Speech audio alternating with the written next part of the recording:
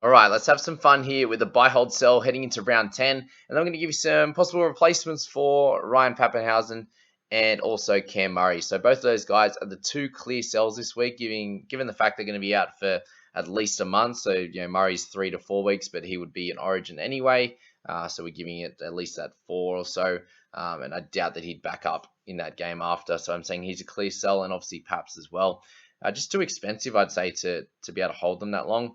If you're someone that is running lower on trades in a head-to-head scenario, I'd say you could potentially hold either of them, just because it would be harder to get them back at that expensive price. But other than that, they're the two real clear sells. A lot of the other low scorers this week really should be given another chance, whether it be the Tuilangis, whether it be the Schneiders, the Tamari Martins. There's a few guys like that I think that are worth holding this week and giving another crack. And if they are poor again, then you could definitely move them on. And there's a few on the fringe as well with Ben Hunt, who could be a hold or a sell. I completely understand, but we'll speak about him in here.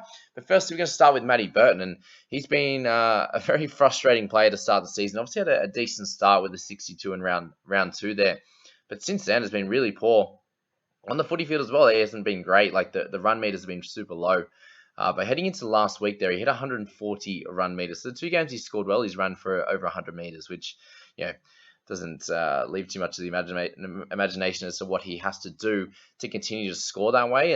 And you look at the amount of the try assists and the tries he has. He has 1 try, guys, and he only has the 2 try assists there across this whole season, and that's obviously not good enough. But coming off a 52 and an 82 in fantasy terms now, he's really improving his output. And I think now with the run that they have over the next bunch of weeks with the Knights, the Tigers, the Dragons, and also the Penrith Panthers in round 13, I think this is the time to jump on. And you're looking at a 597 clip, which is only in that low 40s to mid 40s average there, which shows in his 45.7 there. So if you think he can score anywhere above that sort of 45 to anywhere in that 45 to 50 mark, then Burton's your man at the halves and the centers. If you're looking to upgrade someone or trade, if you have enough wing fullback cover, you could trade Paps to Burton, for example, for sure there.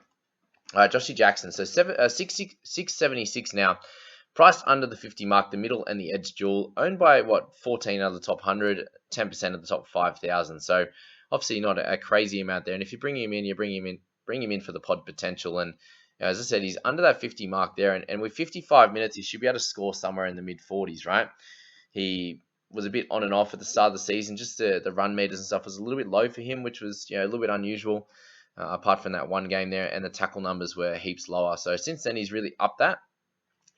Even in that 55-minute game last week, he had 40 tackles. So definitely in there working a lot harder than he was in those first few games, which is really interesting because that's not him as a player. So I think we can scrap that first bunch of games and really just focus on round 5 onwards, where he started playing the bigger minutes and getting over 50 scores. And if you think he can average over 50 for the season, you have a nice dual position guy that's pretty well a keeper.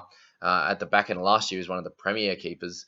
So he has that potential as well. Definitely an option this week or in the coming weeks as well. Up to you on Joshy Jackson there. David Klemmer we should speak about as well. So priced over 50 now, but has been averaging 57. So very much an 800k type of player at the moment. And you see these games since obviously round 8 there and 9, a 71 and a 59 and a 71 in round 6. So obviously a lower minute game in that round 7, which was not been similar to what he's done the last 2 weeks. And I don't know if that 64 and 65 minutes is going to be consistent. And that's probably the worry with bringing in Klemmer, is those minutes. So if he can get anywhere around the 65 minutes on a regular basis, he's upped his offloads numbers, his tackles are obviously decent, and the run meters are high. So a little bit of attacking stat in there to get that 71 and 59. But that's the question you got to ask yourself. Is he going to be getting those minutes going forward, or is he going to go back to about the 50 mark? And you've seen obviously in games in previous years, at the start of 2021, he was playing some big minutes, a few in the 70s there. He has done big minutes in the past there. Games where he'll go 64 and then he'll go 66, 61, back to 50, 57. There's a few different things like that across the years. And he's obviously playing a lot better now, and their forward pack hasn't been delivering as much, and Klemmer has been. So will they continue to do that? That is a risk you got to ask yourself on Clem there. And you're paying a little bit of a premium to the market, obviously, at 720k. When you have guys like Carrigan and you have guys like Josh Jackson around that around the same price, 676 and 677. So Paddy Carrigan just doesn't have the dual. That's the only difference with him and Jackson, and potentially some of the scoring. So when Carrigan's played good minutes this year, we have 57, 58, 68, and now a 64 upon return.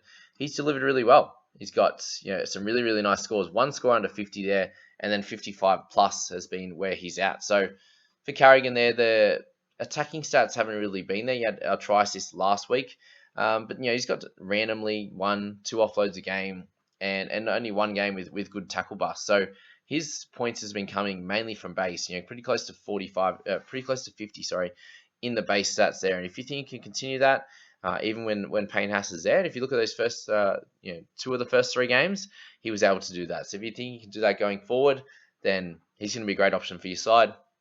But I think you are getting a little bit of a discount. Even if he doesn't perform incredibly well, he's going to be about a 50-point average type of guy, and that's a 700k mark. So you're not really going to lose out from Carrigan, and you could have some really nice big scores in amongst that. So that's Paddy for that one there. All right, Tohu, here he is. So 763k he comes in. That obviously hasn't played a game this year, and for those that are new to fantasy, Harris is one of our guns that plays through the middle for the Warriors. And in his first game, he is coming in playing on the edge, and naturally in his games off in the second row back when he played for the Storm weren't amazingly well. Didn't go amazingly well. You see there's games here where he got a couple of 70s in 2021, a couple of 40s, but a lot of time he was named in the second row and he moved to the lock position. And if you see those lock scores here, nothing under a 60 from round 5 to round 11 there, which was a special time for him last year. And those the game he actually didn't score under 60 from the first game all the way until round 12. So Tohu is one of our guns, and he will get back to that stage. I just don't think he's going to be someone to pick up right now, but I just wanted to put him in this video to have him on our radar, because he is going to be one of those mid 50s to 60s type of scorers. He will offload as well. It's not all the time, but sometimes he'll have 2 to 3 offloads in a game, which is going to obviously increase his scoring as well. Jayara, I think if you've got him, I think you're holding him. I wouldn't be bringing him in, but we just wanted to show you what happens when he plays in the lock position. He has some 40-minute games in there. I think he'll probably play a little bit more. The random game there with the 78 and 59 minutes. But overall, for Jai there's a bunch of games where he's got mid-50 scores and around the 50 mark in that lock position, around that 52, 50-ish minutes, a bunch of 40 scores, a few 50. So he's going to be fine. I think you just continue holding him to round 13. He'll make Origin, and you can make a decision from there. Benny Hunt at 615k now. He gets obviously fairly cheap with a higher break even, unfortunately, but he's obviously someone that could get that at any time. And right now you're getting him at a pretty well close to his average. And if you think he's going to continue scoring under 45 as an average, then I think it's your time for you to sell him. If you think you can get back to about a 50 average, then he's obviously underpriced from that. So up to you how you want to play this. You've obviously lost all your money right now, and potentially can drop a little bit lower. I think he's going to bottom out around 600, 580. He'll probably sit for a little bit and then head back up if the Dragons can improve as a team and he can eradicate some of these missed tackles, because frankly, it's just not good enough for them over the 7, the 6, and the 9 the last 3 weeks is not good enough. He wasn't getting that at the start of the season, for example, if you want to look at it like that.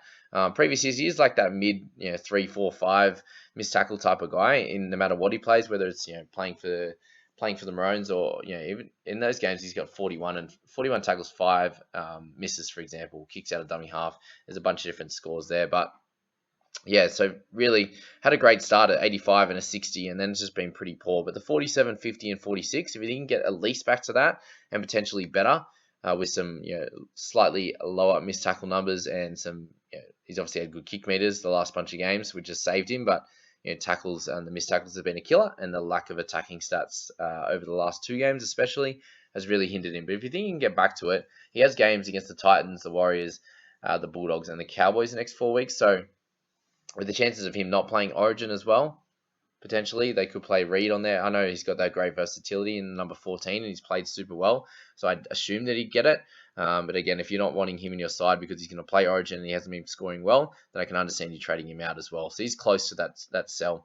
Perhaps obviously a 756 being out for a long period of time is going to be a sell, but you can understand why people would like to hold him as well with the types of scores that he can achieve. So just want to throw him in there as well. All right, Benny Trbojevic. So the question comes now, is he good enough to keep his spot in the centres? Now that Tommy's back, for example, does he keep that opportunity? Does he keep that opportunity? He played obviously in the second row and killed it last week, and if he continues to do that, he's probably going to keep his spot in the team in some capacity, whether it's in the centers or they obviously have Schuster who's going to come back in the second row, so you doubt it'd be there, but at least off the bench. But that that obviously doesn't help us out at all. I think Benny, can he earn his spot in the team? Yes or no? Is one of the boys going to come back just when they're back when Parker's back ready, when Harper they're going to give him another chance? All these types of questions here. So I think you got to make that decision. He's obviously going to play this week, but going on from here, will he continue to play each week? I'm not sure. If he does, he's going to make a lot of money. So that's what you need to think about with Benny. He's not obviously going to get 2 tries and a try assist every week. Just keep that in mind. So he might be a 30-ish type of guy in the centers. Is that good enough to make 150, 200k, which to nullify the risk? I don't think so. Trindall, very interesting. We get him obviously to higher break even, having lost a fair bit of cash over the last bunch of weeks. Considering he's been playing a lot off the interchange bench, he gets a chance at 7. It's going to be for a few weeks now. Line's most likely going to be in Origin, so you're going to get him playing through that period in some capacity as well. So I can understand why people would use him as a cash down or a cash out with potential chance to score well and make a little bit of cash. We've seen what he's done when he's actually started in the halfback position. Sorry, guys. Through the back end of 2021. Obviously played 5/8, but went scoring okay. But when he moved to half and he was the dominant kicker in the team, he had scores of 87, 46, 60, 70, 49, 56 there. And did really, really well. So he's definitely someone that could come in, score really well for you, make a bit of cash, and help you out, heading into the next bunch of weeks. So that's the thoughts on Trindall, and a very sneaky cash cow option over this period because we've seen what he's done before. We know he's not just someone like we thought with Elliott who could come in and score well, but we didn't know. With Trindall, we know that he can come out and do that well. All right, Adam Elliott. So 447 now. He's obviously gained a fair bit of cash last week, about that 50k mark. Owned by a decent percentage there, 40% of the top 5,000. So he's obviously not a pod anymore, and still has a low break even. So you could potentially pick him up this week if you like, if you wanted to downgrade a fair bit and upgrade elsewhere, but still wanted to keep a good score that's going to be fairly consistent, then Elliott could be your man. And coming off a 40, a 53, and a 51 the last 3 weeks, without scoring tries, having assists and stuff like that, just being a fairly consistent score with a little bit of attacking stats in terms of tackle busts and offloads, then Elliott can be your man at 447. I brought him in last week, and I think he's definitely a good potential option for your team. So just got 3 to go now before we jump into the options in the wing fullback position and also that mids and edges. But I think I've spoken about those guys, so we'll just go through the list of the outside backs there. All right, Tuilagi, 438. Obviously, he had a lower game last week. Break even still not super high, but if you look at his scores, he had obviously 18 in a 51-minute effort, which is his closest effort to what he just achieved last week, obviously in a full 80. But those missed tackles are really, really high. His tackle numbers are usually higher than that. Meters gained has obviously had a bunch of lower ones, but he had the error in his game this week, which was his first one of the year. It just wasn't a game for him. And you look at who they're coming up against, obviously the Cowboys and the Bulldogs the next few weeks, so he could potentially continue to get some of those stats. Going to be some closer games, so tackles should be high for him. Still got that 80 minutes, but just had a poor game, and I think they'll stick a rocket up him, and he'll improve from there. Because the 3 games before in big minutes, 66 being his lowest, he had a 44, 45, and 40. If he can get back to that, he's still got a fair bit of money to make. I just don't think he's an urgent sell at this point. He's owned by a big percentage of people. Whether you decide to play him this week or not, with Payne Haas back, if you have that opportunity not to play him, then you could do that and just go for Max King or someone like that instead. But definitely, just someone to think about as potentially holding this week if you like. All right, Ted, definitely the easiest clear option just to trade Pap to him. So we just want to dive into him a little bit more. Obviously, a super low start to the year and averaging 52.7 and priced according to that now. But he's lower break even now, means he should be able to get a little bit higher with coming off 3 really good scores. So just coming into his own now, running for big meters, and we know what happens when he does that. He scores incredibly well. So that's Ted for now. He's been doing a great job, and I think he can continue doing that. Obviously, finally scoring some tries, and I think that's going to be in his game over the next few weeks. But he does have a very tough run with Parramatta, Penrith, and Cronulla, and then heads off to Origin. So up to you whether you want to go to him or you can just use one of your bits of cover, and you can trade Pap to a different position. Completely up to you. But Ted's still going to be good against those good teams anyway. All right, so I just want to go into potentially some wing fullback options. So obviously, if you're looking at my team here, you've got Nico Hines, you've got Taylor May as obviously two guys that majority of people should have. So I'd be playing them for sure. And then your other wing fullbacks, for example, we will go through. So Tommy's obviously an option, but I think he'll be straight into Origin. So similar scenario to Teddy. I think Ted will probably play a little bit better over the next 3 weeks. Tommy hasn't shown us that he can do it yet this year, but he will at some point. And if you go a little bit cheaper, I can't believe Ronaldo got up to 618. That was an incredible run from him. Joey Manu is obviously a great option. He's obviously a team that's not going to be playing. Sorry, they are playing in that round 13 bye. So he could be someone that you bring into your side. And I've seen a few people debating whether it's Joey Manu, whether it's Scotty Drinkwater. And I think, it's going to be hard. I think both are going to probably average about the same, if I'm honest, around that 45 over that period. So Manu had a little bit of a slow start to the season, had a bunch of good games, it's been up and down. I think Roosters have that opportunity to get better as a side. Drinky's come into a Cowboy side that's been really on a tear, on a really good run. And if they happen to falter a little bit, then his scores could drop a little bit as well. He's never been a superstar scorer. He's always been around that 45. So if you think you want either of them at that price and at that scoring potential, then they're the guys. Manu had obviously a bit of a bigger run last year with scores in the mid-60s for a good period there. So they're two options for you. To'o, I think, is a no. Gutho, you could as well, but they don't play around 13, so it's a little bit of an issue. If you're looking at other guys there, you've got Ruben Garrick, and he's obviously definitely a sneaky one there.